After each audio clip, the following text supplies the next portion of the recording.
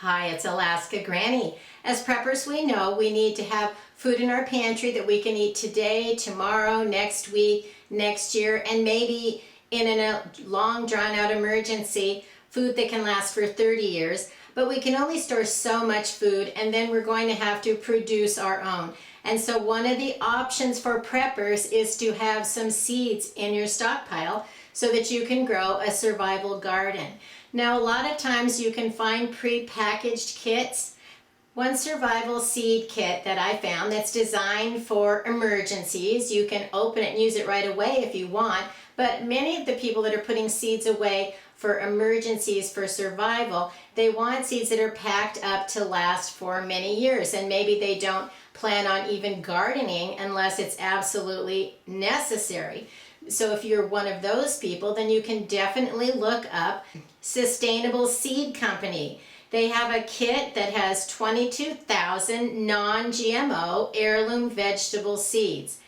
And the thing to realize about seeds is we hear so much about GMO and non-GMO foods, but it is not legal to sell GMO seeds to individuals. They can only be sold by companies to farmers, commercial production.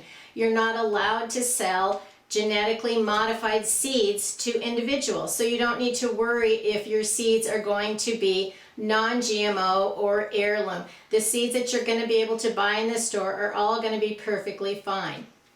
So if you're looking for just buying seeds, keep that in mind.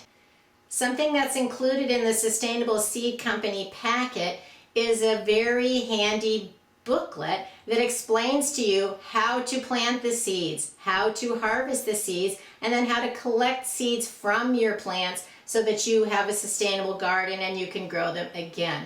And what's really nice is I found a link on the Sustainable Seed Company website where you can download that for free. You can download and print off a copy of how to grow all of these different kind of seeds. And so that's how you know they really are interested in people learning to garden. They're interested in people being successful at gardening, and they're willing to give you a hand up. I'll put a link to that booklet that you can print out yourself in the description below, so make sure that you go and check it out. Because even if you have seeds, if you think you know all about gardening, you can always learn new things. And it's always great to have information printed out so that you can read over it, review it, learn it if you don't know it, and even share it with others so that they can know how to do these things. We may not always have the internet available, but we can certainly print out a few handy guides that can help us in an emergency or any kind of a situation. One of the problems with ordering the seeds in a pre-packaged one-size-fits-all is it may not suit the area where you live, or it may not include varieties of foods that you want to eat, or include things that you don't care to eat. It's important to find out what zone you live in, what's the climate where you live, and what kind of vegetables can people actually grow that live in your area that are successful. Because of where I live in Alaska, yes, people can grow all kinds of amazing things, but a lot of that is because they have a greenhouse or a high tunnel. And I don't have one of those anymore. I had a big windstorm, my high tunnel greenhouse blew away. The cost to replace it was very expensive, and I could buy a whole lot of food for what I could replace just a building. So I chose not to replace that greenhouse at this stage in my life. But it's a great idea to have one or build one or find friends who have them and learn about them, even if you never build one. Having a supply of seeds so that you can grow crops, even if you're not planning to right away, is a great idea. Well, I hit the bonus plan when I went to the Dollar Tree. They already have all of the seeds out, and they had a wonderful variety. They weren't even picked over yet. They must have just put them out. And they were still 4 for $1. And so I bought all of these seeds, and I only spent about $20. I was able to choose plants that I like to grow, my family likes to eat, and they grow successfully most of the time in the area where I live.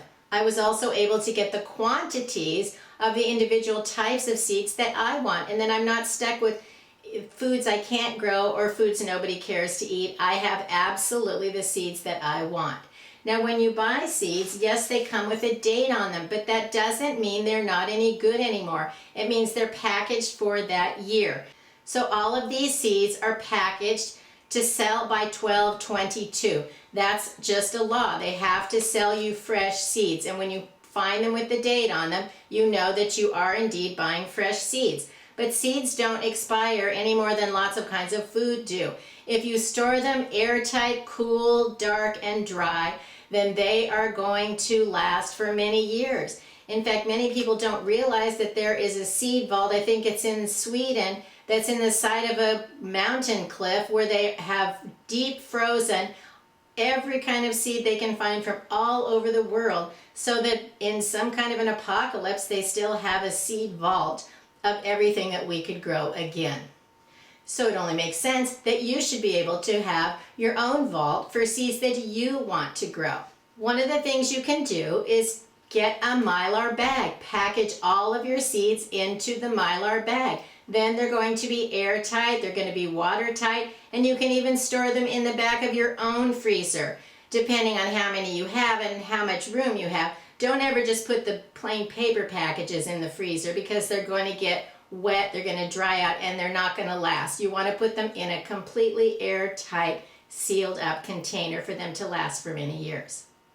All of the seeds that I bought, I'm not going to use them all this year, but I had a problem the last year or two since the pandemic of finding the seeds that I wanted, finding varieties that I enjoy, and finding them at an affordable price. Seeds have been very hard to get, and now here they are. So I'm going to put some of them away for the future, and I'm going to plant some of them.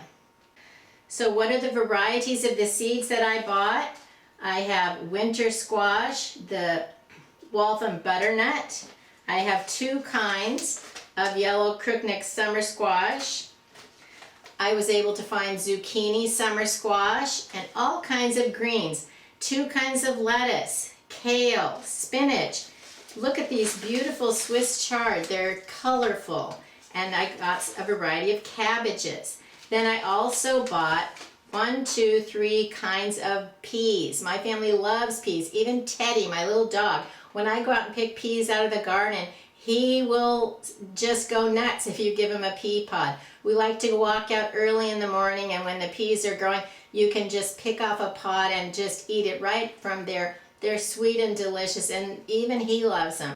We have to share. He loves them, but we do manage to share. I also bought a variety of bush beans. I prefer the green beans growing as bush beans rather than string beans, simply because then they're easier to maintain in my garden. Peas, I try to stake them up, but even if they fall over and they tend to go wild, you can still find them and pick them, and they're still going to grow just fine. I also bought some radishes, carrots, and some small white Lisbon bunching onions. Then the Dollar Tree also had some herbs, and I was so excited to find basil, cilantro, dill, thyme, sage, chives, parsley, oregano, and lavender. And oh my goodness, I was so excited to find this huge variety.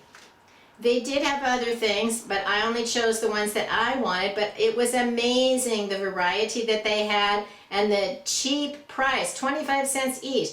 $1 buys you 4 packages of seeds. You can't afford to pass this up, even if you're not growing a garden now. Pick up some vegetable seeds at the Dollar Tree and stash them away in an airtight container. Any kind of a plastic box that snaps shut, any kind of a Ziploc bag, double Ziploc them. Store them even into a clean jar and put on a tight-fitting lid, or seal them in a Mylar bag. But put some seeds away. It's cheap insurance that you will be able to grow some foods if you need to. But make sure that you're not just saying, oh, watermelon, because you may find they don't grow where you live, and they take a long time to even grow. You want to start with simple to grow, fast growing foods even, like radishes, peas, lettuce, greens, things that can grow quickly even in cool weather.